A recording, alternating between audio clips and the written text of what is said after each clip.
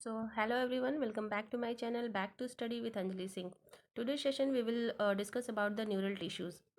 We had already explained about the epithelial tissues, connecting tissues and muscle tissues. This is the fourth and last tissues of animal tissues. So, first of all, let's understand some things like if we are working in the kitchen and any hot object touches our skin, then what happened? at at that point our hand automatically removed from that object. How does it happen? कैसे होता है ये सारी चीज़ें? किसने इसको direct किया, किसने हमारे हैंड को डायरेक्ट किया कि वो वहाँ हॉट ऑब्जेक्ट से अपने आप वहाँ से वो हट जाए? तो ये जो डायरेक्शन का जो कंडक्टिविटी का काम है, वो काम जो होता है वो न्यूरल टिश्यूज़ का होता है या न्यूरॉन्स टिश्यूज़ का होता है, जिसे हम नर्वस, ये हमारे पूरे नर्वस सिस्टम का काम होता है। तो नर्वस सिस्टम अभी हमें नहीं पढ़ना है, हमें सिर्फ न्यूरल टिश्यूज़ को ही पढ़ना है। तो न्यूरल टिश्यूज़ आप देखेंगे कि neural tissues exert the greatest control over the body's responsiveness to changing conditions, यानी कि किसी भी कंडीशन को चेंज करने के लिए जो रिस्पॉन्स जो कंट्रोल करता है, पूरे रिस्पॉन्स को जो कंट्रोल करने का काम करता है वो न्यूरल टिश्यू करता है। एंड न्यूरॉन्स, जो न्यूरल टिश्यूज होते हैं वो टू टाइप्स के सेल से मिलकर बने होते हैं। फर्स्ट हमारा जो होता है वो neurons and second is neuroglial cells. First is neurons and second is neuroglial cells. इन दो सेल से मिलकर के हमारा न्यूरल टिश्यू बना होता है। First of all let's no कि जो न्यूरॉन्स होते हैं उनमें सेल डिवीजन नहीं पाया जाता है, जैसे कि बाकी सेल में सेल डिवीजन पाया जाता है। ये ग्रोथ करते हैं, वन सेल से दूसरी सेल बनाती है, अपनी जैसी सिमिलर सेल्स बनाती हैं। बट न्यूरॉन सेल्स ऐसी सेल्स होती हैं जिनमें सेल डिवीजन नहीं पाया जाता है, यानी कि ये जो है वो जितनी है उतनी ही पूरी बॉडी में बनी रहती हैं हमेशा। The unit of neural tissues are excitable cells, यानी कि जो हमारा जो न्यूरॉन्स होते हैं वो एक्साइटेबल होते हैं। एक्साइटेबल का मतलब होता है कि जैसे हमारे वायर्स होते हैं, इलेक्ट्रिसिटी उसमें फ़्लो करती है, तो one wire to another wire electricity जो है वो फ्लो करती है। उसी तरीके से जो न्यूरॉन्स होते हैं वो एक्साइटेबल होते हैं। जब इनमें कोई भी मैसेज ट्रांसमिट होता है तो वो उनके जो डेंड्राइट्स होते हैं, उनके जो एक्सॉन्स होते हैं, उनसे वो होकर के वो दूसरी सेल्स को अपने आप एक्टिवेट कर देते हैं या एक्साइट कर देते हैं। तो यानी कि जो इन्फॉर्मेशन होता है वो one cell to another cell transfer होता रहता है। तो न्यूरॉन्स जो होते हैं वो एक्साइटेबल सेल होते हैं, whereas the neuroglial cells are non excitable cell. जो न्यूरोग्लियल सेल्स होती हैं वो नॉन एक्साइटेबल सेल्स होती हैं। इनका जो वर्क होता है वो कॉन्स्टिट्यूशन का होता है, यानी कि जो neural system protect and support neurons, जो हमारा न्यूरोग्लियल सेल्स होती हैं वो प्रोटेक्शन और सपोर्ट का काम करती हैं। तो न्यूरॉन्स जो होते हैं वो मैसेज ट्रांसमिट करने का काम करते हैं, और जो न्यूरोग्लियल सेल्स होती हैं वो हमारी प्रोटेक्शन और सपोर्ट का वर्क करती हैं। दूसरी एक चीज़ जो होती है, जो न्यूरॉन्स होते हैं वो एक्टोडर्म, जो उनकी ऑरिजिन जो होती है वो एक्टोडर्म होती है, यानी कि ये एक्टोडर्म ऑफ एम्ब्रियो से डेवलप होते हैं या बनते हैं। तो इनकी जो ऑरिजिन होती है वो एक्टोडर्मल होती है, जबकि जो हमारी जो न्यूरोग्लिया होती है, न्यूरोग्लियल सेल्स होती हैं वो मीजोडर्म ऑरिजिन की होती हैं। तो इस तरीके से हमने जाना कि हमारे जो न्यूरल टिश्यूज़ होते हैं वो दो टाइप ऑफ सेल्स से मिलकर बने होते हैं। First is neuron, second is neuroglial. so, neurons हम कह सकते हैं कि जो हमारे पूरे नर्वस सिस्टम की जो यूनिट होती है, यानी कि जो स्ट्रक्चरल एंड फंक्शनल यूनिट होती है वो न्यूरॉन्स होती है। जिस तरीके से हमारी बॉडी में जो सेल होता है वो स्ट्रक्चरल और फंक्शनल यूनिट होता है पूरी बॉडी का, उसी तरीके से जो न्यूरॉन्स होते हैं वो हमारी पूरे नर्वस सिस्टम का स्ट्रक्चरल और फंक्शनल यूनिट होता है।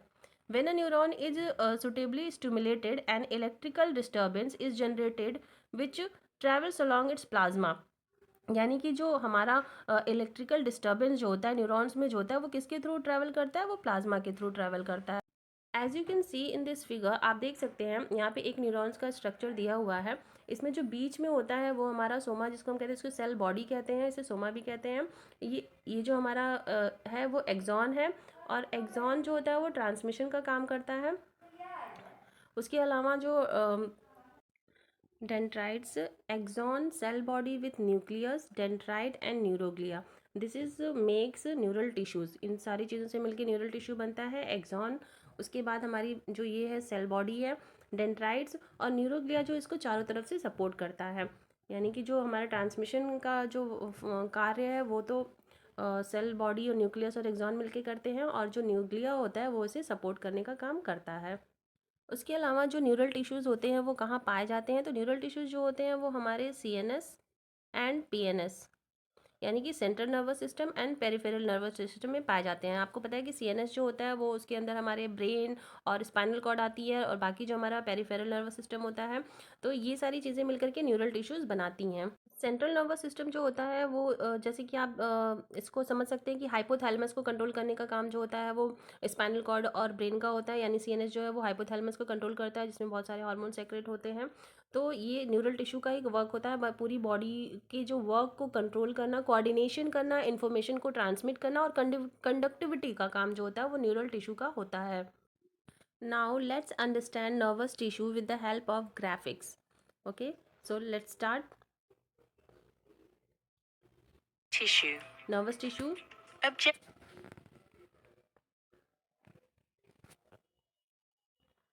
objective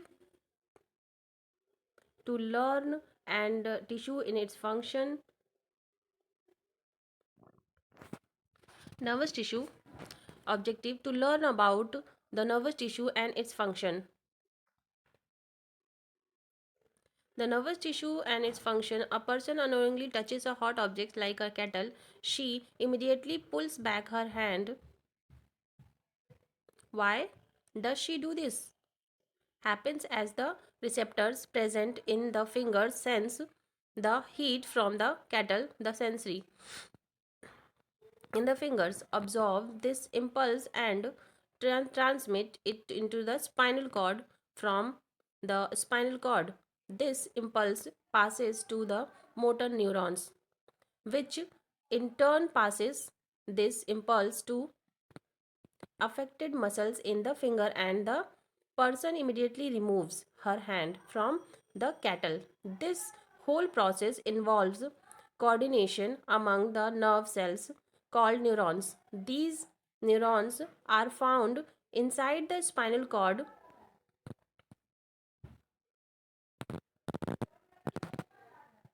and the brain. Now, let's learn about neurons. A neuron consists of a cell body called soma. The soma is enclosed by the cell membrane and has a nucleus. There are several thin thread like extensions from the cell body called dendrites. The dendrites receive impulses from the adjoining neurons. The other extensions from the cell body or soma is a single branched extension called an axon. Each axon is comprised of a cone-shaped base called an axon hillock that arises from the soma at the other end. The axon is divided into many branches from where the signal passing through the axon is transmitted to the other cell via a junction called a synapse. Thus, the information is received by the dendrites and is then sent out through the axon to the neighboring cells. This is how information is transmitted from one cell to another. Consists of a cell body called